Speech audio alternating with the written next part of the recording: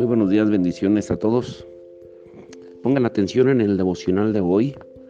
Hoy veremos cómo ser siervos reflexivos. Reflexivos. En Isaías 44:18 dice: no saben ni entienden, porque cerrados están sus ojos para no ver y su corazón para no entender. La superficialidad es la maldición de nuestra generación hoy en día. O sea, la doctrina de la satisfacción rápida e instantánea es un problema espiritual primario. Hoy lo que más impera no es por un mayor número de personas inteligentes o de personas dotadas, sino de personas profundas. El ritmo de vida acelerado con el cual vive el hombre moderno se constituye en su primer obstáculo para la reflexión. Una de nuestras más grandes frustraciones consiste en la dicotomía, o sea, la diferencia que frecuentemente vemos en el cristiano entre su actitud ante el sermón que escucha el domingo y el cual dice amén, y la manera en que vive el resto de la semana. Y este divorcio puede tener múltiples causas, pero en nuestra opinión, una de ellas es que el sermón que la persona escucha el domingo en la mañana tiene una vida muy efímera. Su duración puede ser de 45 minutos a 1 hora, en el mejor de los casos. Pero luego que salen de la iglesia, la gran mayoría de los creyentes no vuelven a meditar en las cosas que escucharon. Es imposible que una exposición tan corta como esta pueda contribuir al cambio significativo en la manera de pensar del creyente, y mucho menos del incrédulo. A la hora de leer un libro ocurre algo similar. Leemos varias páginas a la vez y si luego no volvemos a meditar en las cosas más importantes, lo leído pasará al olvido. Los libros no cambian a las personas. Los párrafos sí lo hacen, a veces las oraciones. Ahora, entendamos una cosa. La palabra de Dios dice en Proverbios 23:7, como es su pensamiento, así es él. Y si no entendemos realmente lo que la palabra quiere que nosotros meditemos, por mucho estudio que tengamos, va a ser deficiente si no incluimos estudios profundos. Por ejemplo, hay palabras muy rebuscadas que a veces no entendemos, pero que debemos de entender. Por ejemplo, la palabra pragmática. La palabra pragmática es la que juzga los hechos como buenos o válidos según los resultados. Utilitarista es la que juzga el valor de algo por la utilidad que representa. Terapéutica ve el pecado como una enfermedad y por lo tanto la persona necesita terapia y no arrepentimiento. Escuchen esto, Relativista y situacional. Lo moral lo determinan las personas y sus circunstancias. Minimalista. Todo es reducido a su mínima expresión, incluyendo lo sagrado. Desconectada. Desconoce lo que está ocurriendo dentro y fuera de sí. Emocional. Las decisiones se toman por las emociones y no por la razón. Y todo esto impide que la persona de nuestros días tenga alguna motivación para pensar seriamente sobre su vida y la sociedad que lo rodea. Si conocemos las circunstancias en medio de las cuales nos encontramos, podemos entender perfectamente bien las razones a la luz de lo que acabamos de decir.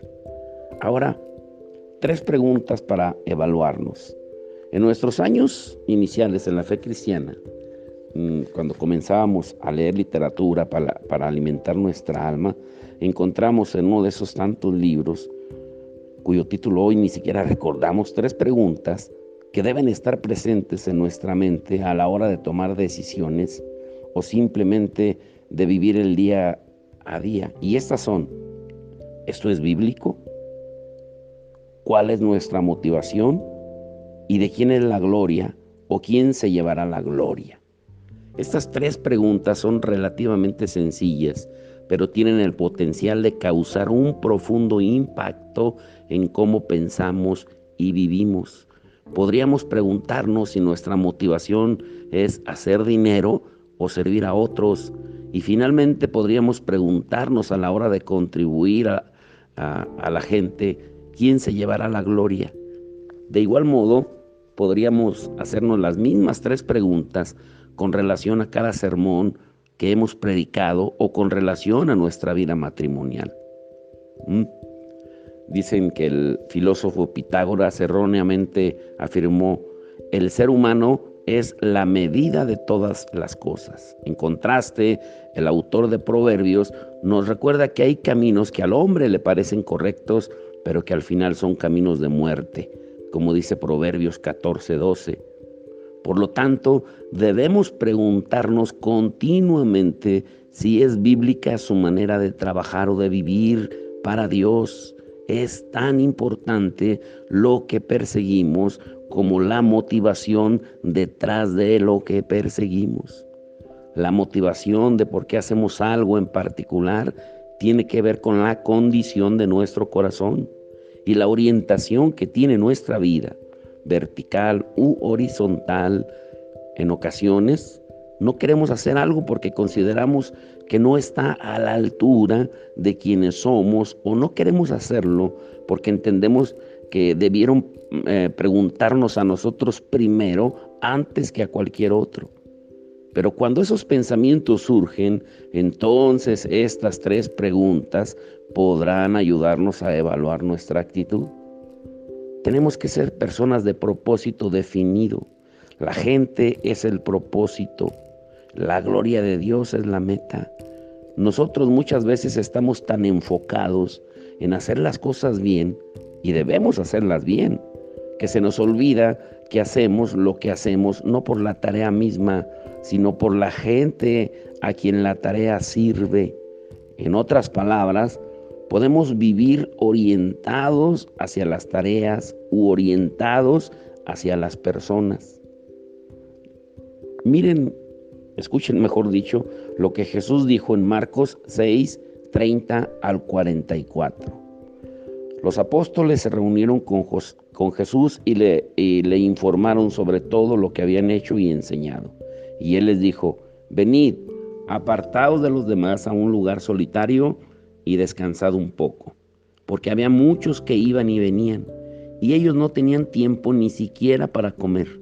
Y se fueron en la barca a un lugar solitario, apartado. Pero la gente los vio partir y muchos los reconocieron. Y juntos corrieron allá a pie de todas las ciudades, y llegaron antes que ellos al desembarcar. Él vio una gran multitud y tuvo compasión de ellos, porque eran como ovejas sin pastor, y comenzó a enseñarles muchas cosas. Y cuando era ya muy tarde, sus discípulos se le acercaron diciendo: el lugar está desierto y ya es muy tarde. Despídelos para que vayan a los campos y aldeas de alrededor y se compren algo de comer. Pero respondiendo él les dijo: dadles vosotros de comer. Y ellos le dijeron: ¿quieres que vayamos y compremos 200 denarios de pan y les demos de comer? Y les dijo: ¿cuántos panes tenéis? Id y ved. Cuando se acercaron, se cercioraron, le dijeron: 5 y 2 peces. Y les mandó que todos se recostaran por grupos sobre la hierba verde, y se recostaron por grupos de 100 y de 50. Entonces él tomó los 5 panes y los 2 peces, y levantando los ojos al cielo, los bendijo, y partió los panes y los iba dando a los discípulos para que se los sirvieran. También repartió los 2 peces entre todos. Todos comieron y se saciaron. Y recogieron 12 cestas llenas de los pedazos y también de los peces. Los que comieron los panes eran 5,000 hombres. Notemos cómo los discípulos se habían retirado a descansar, porque ni siquiera tenían tiempo para comer. Pero tan pronto Jesús vio la multitud, tuvo compasión de ellos. Los discípulos estaban orientados a las tareas. Despídelos para que vayan a los campos y aldeas de alrededor y se compren algo de comer. Pero Jesús tuvo compasión de ellos porque eran como ovejas sin pastor. La manera como vivimos y trabajamos marca la diferencia en una iglesia. Comenzar y terminar a tiempo el servicio dominical no es lo más importante, aunque tiene importancia. Lo más importante es si Dios le habló a su pueblo por medio de su palabra lo que quería comunicar ese día.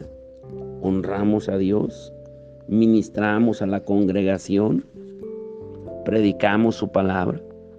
Las respuestas a esas 3 preguntas son más importantes que cualquier otra cosa. Debemos ser siervos de su voluntad. La necesidad no constituye el llamado de Dios. Entendámoslo muy bien. Continuamente tendremos más demandas de las que podemos satisfacer, y eso puede constituirse en un motivo de frustración.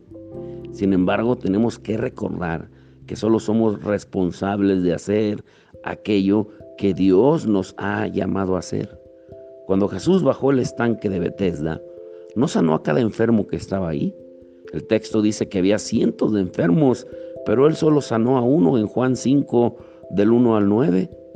Jesús pudo multiplicar los panes todos los días para dar de comer a aquellos que estaban hambrientos, pero los evangelios solo registran 2 ocasiones cuando lo hizo.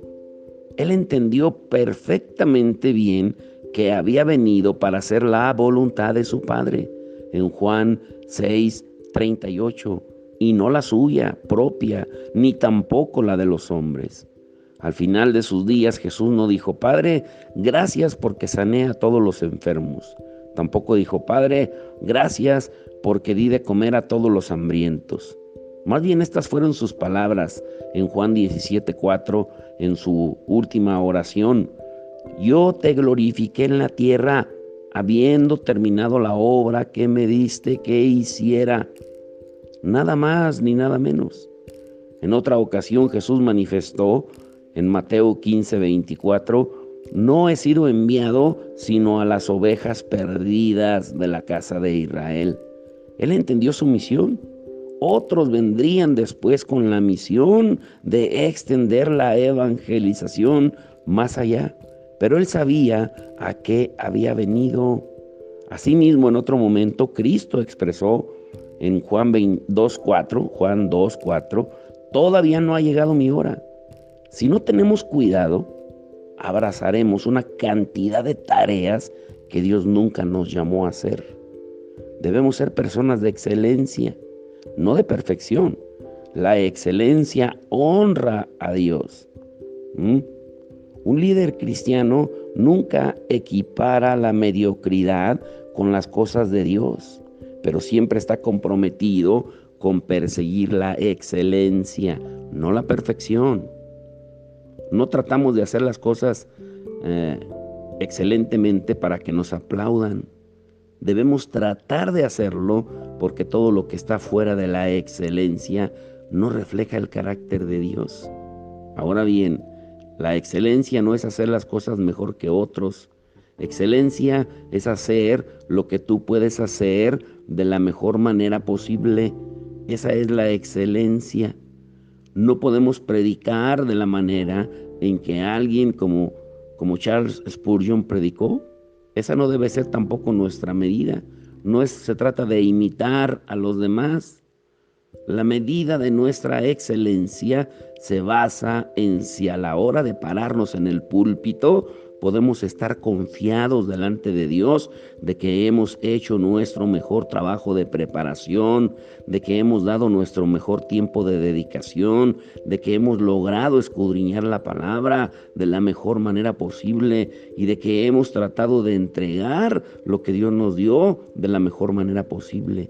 Esa es la excelencia a la que nos referimos. La holgazanería no es excelencia. Posponer lo que se puede hacer hoy para hacerlo mañana no es excelencia.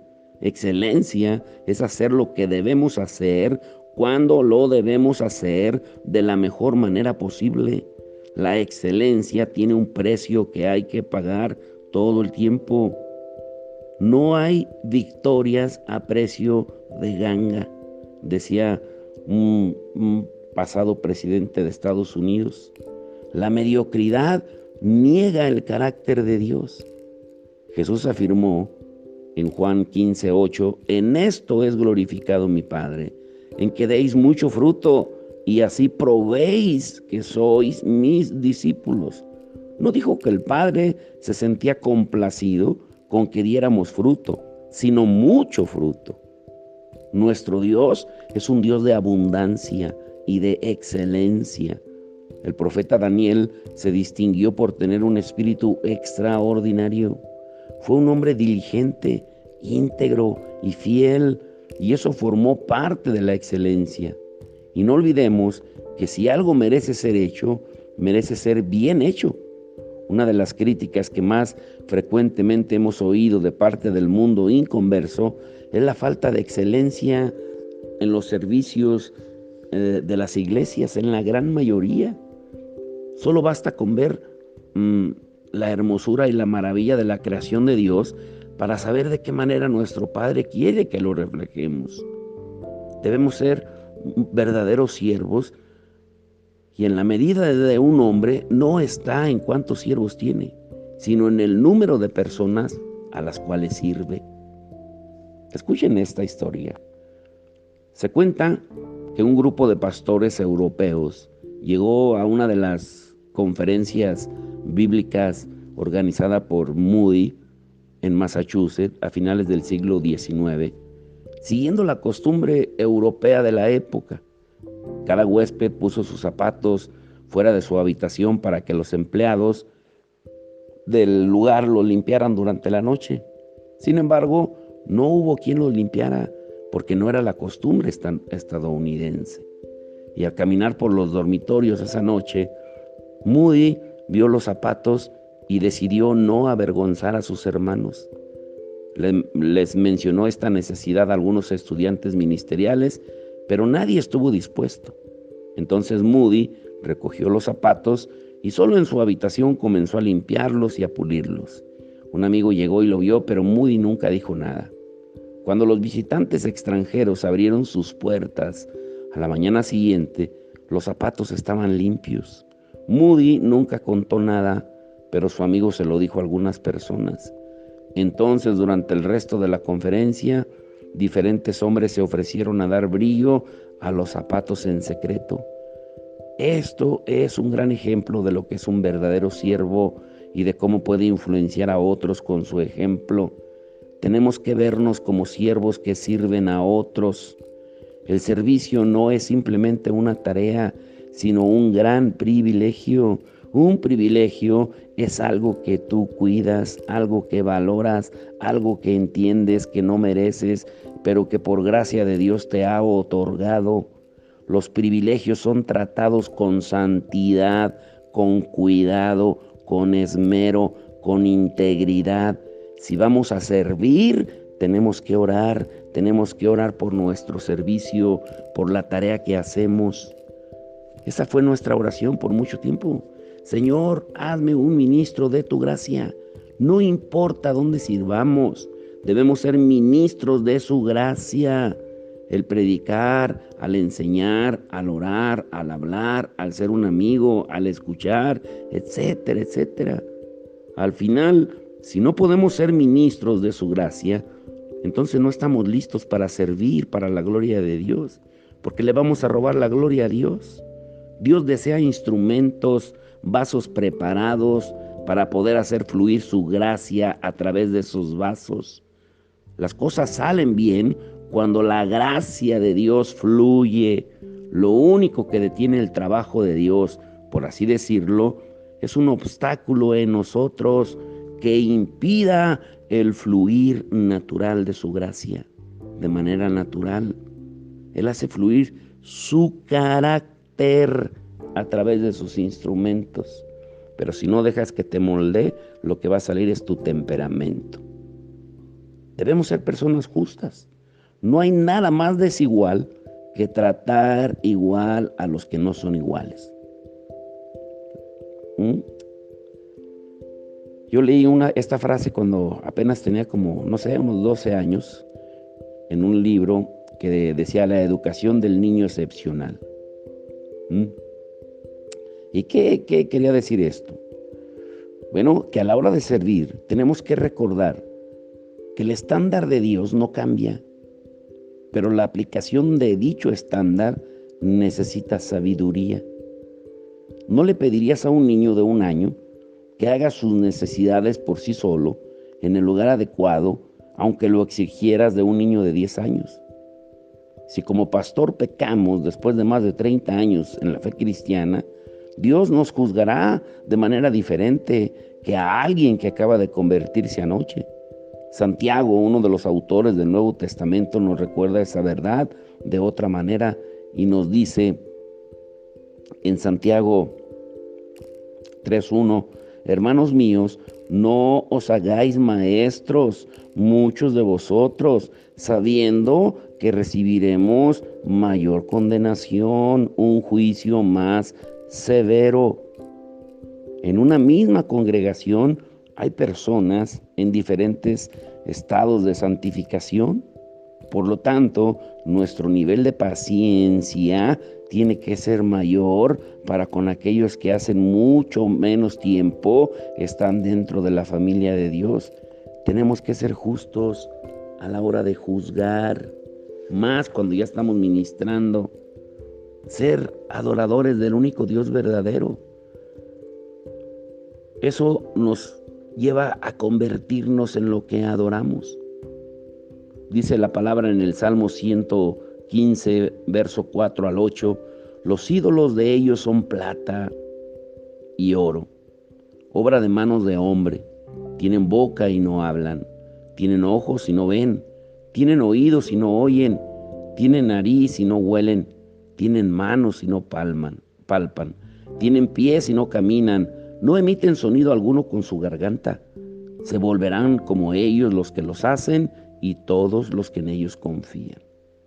El profeta Jeremías también reveló lo que el salmista advirtió y pasó a ser una realidad entre los judíos.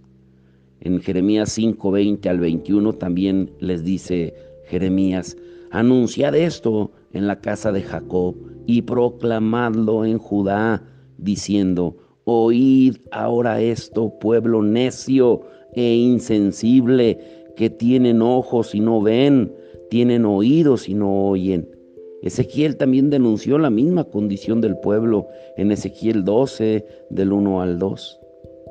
Pensemos por un momento, o piensa, mejor dicho, en un momento en lo que eres.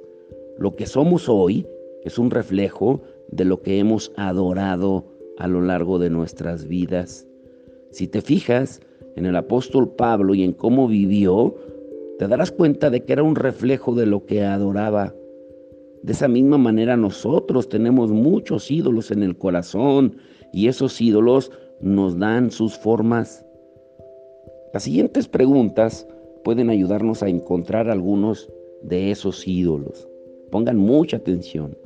Número 1, ¿estás dispuesto a pecar para conseguir lo que sea? Número 2, ¿estás dispuesto a pecar si piensas que lo perderás? Número 3, ¿es eso lo que le da sentido de valor o de importancia? Número 4, ¿te irritas, te enojas tan pronto alguien te habla negativamente sobre alguien o alguna cosa? Número 5, ¿es eso lo que necesitas para sentirte seguro? Y número 6, ¿estás dispuesto a sacrificar relaciones con tal de no perder? De salirte con la tuya.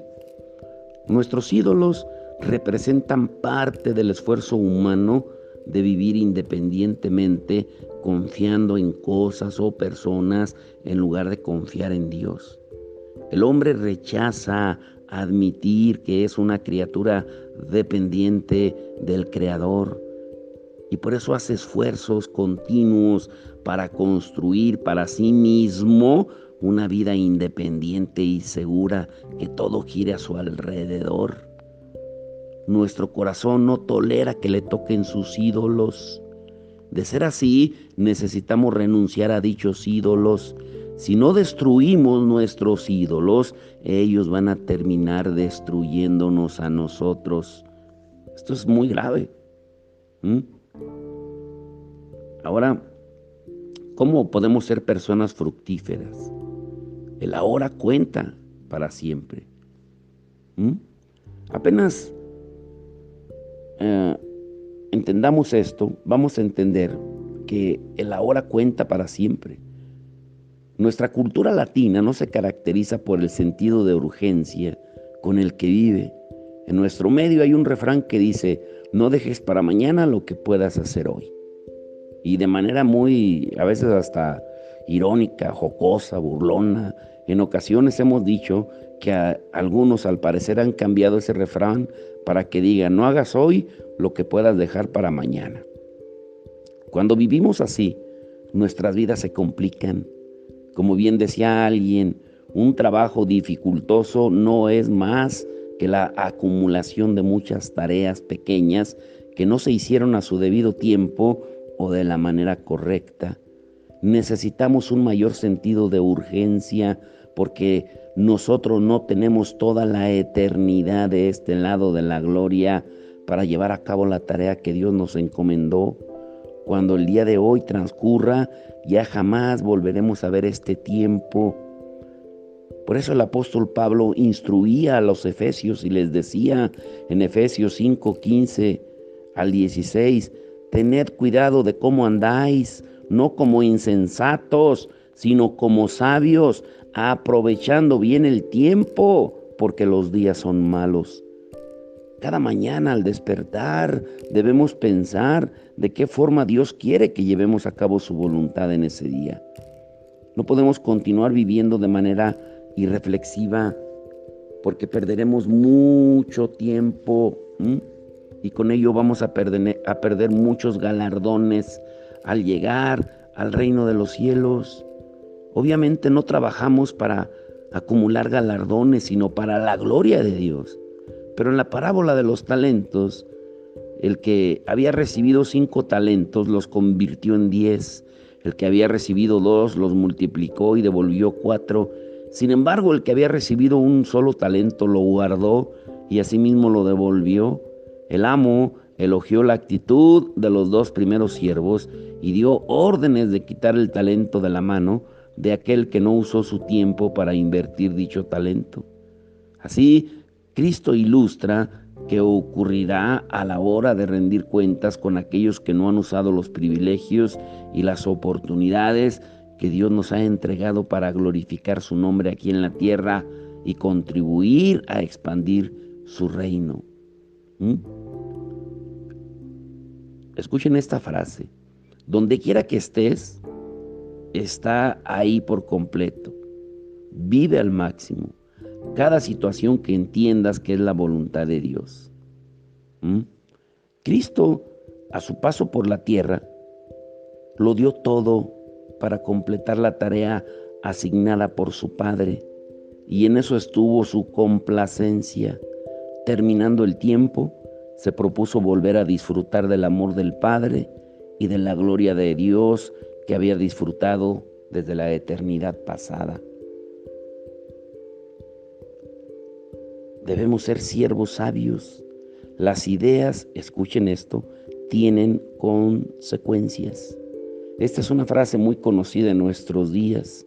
En medio de una generación que ha creado una revolución moral y que ha querido eliminar todo valor de aquellas verdades que han sostenido a la humanidad por cientos y miles de años, tenemos que recordar siempre que las nuevas ideas traerán consecuencias por muchos años. Cada vez que vayas a mover una cosa, siempre detente durante un buen tiempo para preguntar por qué la pusieron ahí en un principio. Esa es también la idea de Proverbios 22-28 y son palabras sabias. Si se coloca un muro de contención para contener la crecida de un río y luego pasan muchos años y el río no crece, podría venir una generación que desconoce las crecidas del pasado y al no haber visto nunca una, decide mover dicho muro, lo cual probaría ser una medida fatal si en el día de mañana dicho río creciera otra vez. Dios y la sabiduría acumulada por los hombres nos han dejado con muros de contención contra la maldad del hombre. Debemos tener mucho cuidado. Nuestra generación parece estar removiendo todos los muros de contención que generaciones anteriores colocaron. En Jueces 2:10 hay una escritura, para mí es de las más tristes de la Biblia, que dice: se levantó una generación que no conoció a Jehová ni sus obras. Nuestra generación ha removido de nuestro medio el sentido del deber, de la culpa, de la vergüenza. Y hoy ya comenzamos a recoger los malos frutos de la primera cosecha. Las ideas frecuentemente se discuten primero en centros académicos de una manera muy intelectual y lógica, pero no quedan ahí. Estas ideas comienzan a circular en la sociedad y muchos comienzan a sustentar ideas erróneas, a menudo aceptadas en base a las emociones o sentimientos. Por ejemplo, muchos preguntan hoy: ¿por qué es inmoral que dos personas del mismo sexo se casen si se aman? Ya la lógica y la razón no juegan ningún rol en esa discusión, solo las emociones. Y el próximo paso es crear leyes que regulan la conducta para toda la sociedad. En el caso de la Iglesia de Cristo, tenemos unos 20 siglos de historia y por lo tanto necesitamos conocer la sabiduría colectiva del pasado proveniente de aquellos hombres que Dios dio a su Iglesia como maestros para navegar en estos tiempos turbulentos. Nada es tan simple como parece. Después de Génesis 3, todo se complicó. En ocasiones alguien nos detiene para hacernos una pregunta y nos dice: pastor, es solo un minuto. Y luego la persona procede con su pregunta. Con frecuencia comienzo diciendo: ¿quiere que le responda eso antes de Génesis 3 o después de Génesis 3? ¿Por qué antes de Génesis 3? Esa pregunta antes de Génesis 3 sería fácil, porque después de Génesis 3 es otra historia, es la caída del hombre por la pecaminosidad del corazón y de la mente humana.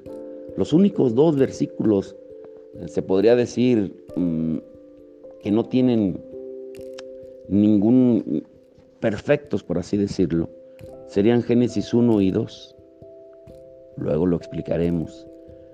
Por último, debemos ser personas prudentes al hablar. El silencio suele ser la mejor defensa muchas veces. Con frecuencia, mientras más necesita justificar algo, menos razones tiene para defenderlo. El apóstol Santiago, en la carta del Nuevo Testamento, que lleva su nombre, nos advierte y nos aconseja que cada uno sea pronto para oír, tardo para hablar, tardo para la ira. Santiago 1:19. Somos propensos a emitir opiniones sin conocer todos los hechos y hablar sin conocer de qué manera hemos pecado, contribuyendo a lo que está ocurriendo. El hombre sabe cuándo hablar y cuándo callar. La persona humilde sabe que no necesita defensa en la gran mayoría de los casos. Dios y su testimonio representan su mejor defensa. Si Dios y su testimonio no lo pueden defender, ninguna de sus palabras podrán hacerlo. Durante los juicios injustos llevados a cabo contra Jesús, el Hijo de Dios permaneció en silencio en la mayoría de los interrogatorios o respondió con pocas palabras. Él conoce mejor que nadie la sabiduría detrás del libro de Proverbios. Como dice Proverbios 26, 4-5, no respondas al necio de acuerdo con su necedad, para que no seas tú también como él. Responde al necio según su necedad, para que no seas sabio ante sus propios ojos. Hay tiempo de hablar y tiempo de callar. Nuestras defensas en ocasiones irritan al otro mucho más y otras veces nos llevan a pecar aún más. A veces en medio de la confusión mentimos en la defensa o torcemos la verdad intencional o subconscientemente. Otras veces somos nosotros los que nos irritamos en medio de la defensa y cuando eso ocurre perdemos toda objetividad. El hombre sabio y prudente no está interesado en ganar, sino en ganarse al otro haciendo uso de la gracia y la verdad. En ese orden, la humildad no es defensiva, el orgullo sí. El amor no es argumentativo, el egocentrismo sí lo es. Debemos ser personas de oración. La oración no se mide por cuánto hemos recibido de Dios, sino por cuánto Dios se ha formado en nosotros. Lo voy a decir otra vez. La oración no se mide por cuánto hemos recibido de Dios, sino por cuánto de Dios se ha formado en nosotros. Todos nosotros estamos convencidos de la gran necesidad que tenemos de orar continuamente. Y al mismo tiempo, la mayoría de los hijos de Dios están insatisfechos con su vida de oración. A nuestro parecer, todo comienza con una mala comprensión del propósito de la oración. La mayoría de los creyentes miden la eficacia de su oración por el número de respuestas positivas que reciben de parte de Dios.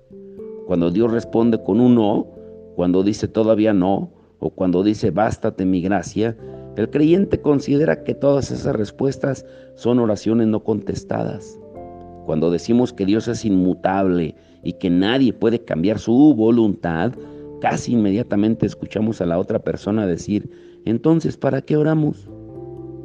Tenemos que volver a recordar que la oración no fue diseñada para cambiar la voluntad de Dios, sino para entrar en sus propósitos.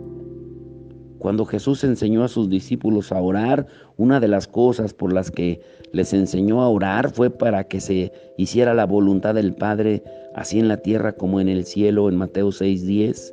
Y cuando el mismo Jesús le tocó estar en la hora difícil, en el huerto del Getsemaní, estas fueron sus palabras: Padre mío, si es posible que pase de mí esta copa, pero no sea como yo quiero, sino como tú quieras. En Mateo 26:39. Jesucristo, con todos los derechos y privilegios y con toda la sabiduría posible, no oró para cambiar la voluntad del Padre. Cambiar la voluntad de Dios para dar paso a nuestra voluntad es pasar de lo sagrado a lo carnal, de lo perfecto a lo imperfecto, de la sabiduría a la necedad humana. En oración, Dios prepara nuestra mente y nuestro corazón para las circunstancias que vienen de camino. Es en la intimidad donde Dios nos recuerda su verdad, su amor para con nosotros, su fidelidad para con los suyos. Además, es en esa intimidad donde nuestra fortaleza es renovada. Necesitamos orar antes de hacer. No podemos hacer nada sin orar, mas podemos hacer cualquier cosa después de orar. Jesús lo dijo de una manera diferente. En Juan 15:5, separados de mí, nada podéis hacer. Debemos ser siervos entendidos en el dolor. Es dudoso que Dios pueda bendecir a un hombre en gran manera si antes no lo ha herido profundamente. Escuchen esto. Dios usa el dolor del sufrimiento para quebrantar nuestro orgullo y destruir las murallas que hemos construido alrededor de nuestro corazón y que están impidiendo la formación del carácter de Cristo en nosotros.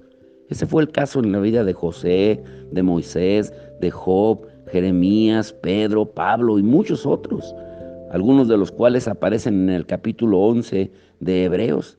Además, como Dios reveló al apóstol Pablo, Dios perfecciona su poder en la debilidad, como lo dice 2 de Corintios 12:9. En otras palabras, nada permite el despliegue del poder de Dios y de su gloria como la debilidad del hombre.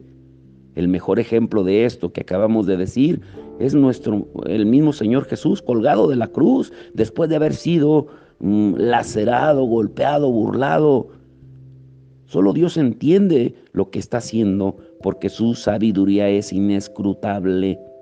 Pero un verdadero siervo de Dios necesita confiar en la bondad de su Señor, en su soberanía, en su providencia, en su obrar.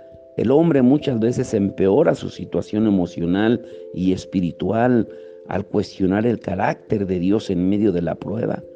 Eso no nos produce paz y aumenta con creces nuestro dolor. El salmista, con menos revelación de la que tenemos hoy, él decía en el Salmo 119, bueno es para mí ser afligido para que aprenda tus estatutos. Salmo 119, 71. Con estas palabras el autor del Salmo nos da a entender que muchas veces no aprendemos los estatutos de nuestro Dios hasta que no hemos sido quebrantados, porque hasta ese momento en nuestra necedad insistimos en hacer las cosas a nuestra manera y estorbamos así los propósitos de Dios, por lo menos de manera temporal, como fue el caso de Jonás. Y más adelante el salmista habla de cómo pudo atravesar por la dificultad del momento, y él dice en el Salmo 119, 92, si tu ley no hubiera sido mi deleite, entonces habría perecido en mi aflicción. Si el salmista se hubiera airado contra Dios, como muchos lo hacen, se habría consumido en la autoconmiseración, que es un sentimiento pesimista y egocéntrico, donde la persona se ve como la mayor víctima de todo lo que ha acontecido o acontece a su alrededor. José, aún después de que sus hermanos lo vendieran, no se sintió así, porque sabía que Dios no estaba ajeno a su experiencia.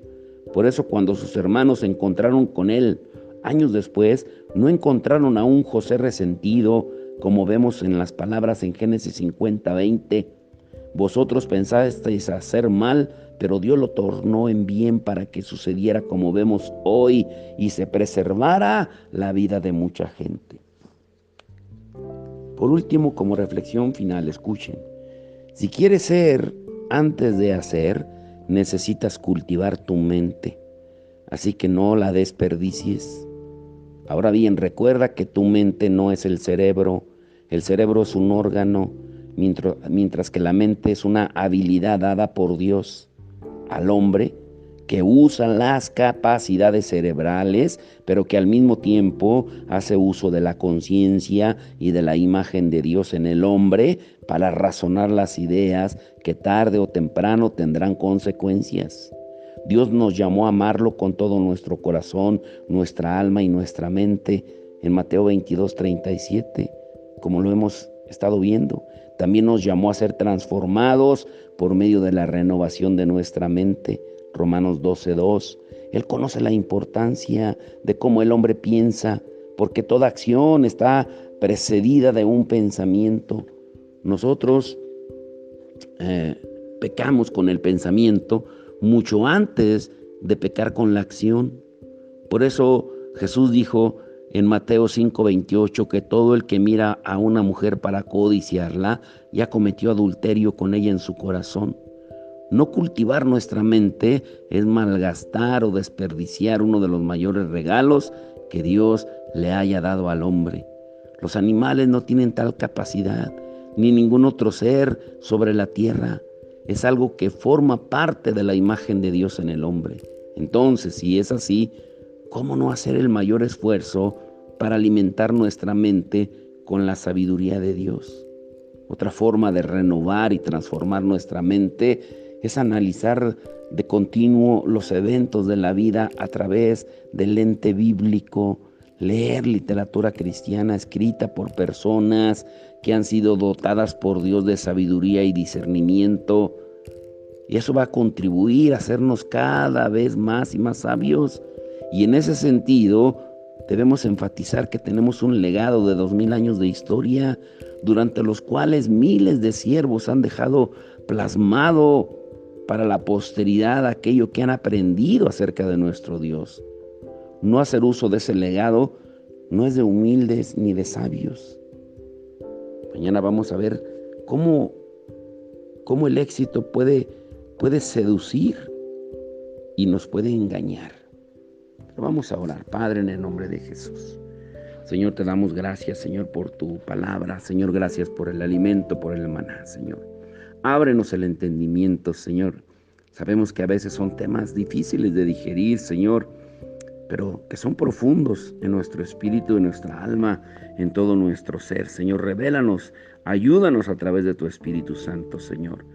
Señor, seguimos orando por todos aquellos que están enfermos, Señor, aquellos que están en cuarentena, Señor, aquellos que están guardados en sus hogares, aquellos, Señor, que han sufrido alguna pérdida, Señor, que tú les des consuelo, Señor, y que tú sigas alimentando a tu iglesia con tu palabra. Cielo y tierra pasarán, pero tu palabra jamás pasará, Señor. Y tu palabra es el alimento, es la que nos sostiene, la que nos ayuda, es la lumbrera en nuestro caminar, Señor. Gracias. Gracias porque podemos alimentarnos todos los días y todos los días podemos estar, Señor, delante de tu presencia, comiendo, deleitándonos con ese maná que tú nos das diariamente, Señor. Señor, ayuda a cada uno de mis hermanos en las diferentes necesidades, Señor. Sabemos que cada uno tenemos diferentes, Señor, pero sobre todo que podamos ser reflejo de tu gloria cada uno de nosotros, que podamos ser transformados a tu imagen, Señor, que podamos ser esos espejos que reflejen tu gloria, la gloria tuya, no la nuestra, Señor, porque somos hechura tuya, Señor, creados a imagen y semejanza tuya para darte gloria, para reflejar tu amor, para reflejar tu gracia, para reflejar tu bondad, para reflejar, Señor, tu misericordia, para reflejar, Señor, la humildad tuya, Señor, como tú lo dijiste. Aprendan de mí, que soy manso y humilde de corazón. Que podamos decirlo, Señor, hoy en este día, en el nombre de Jesús. Amén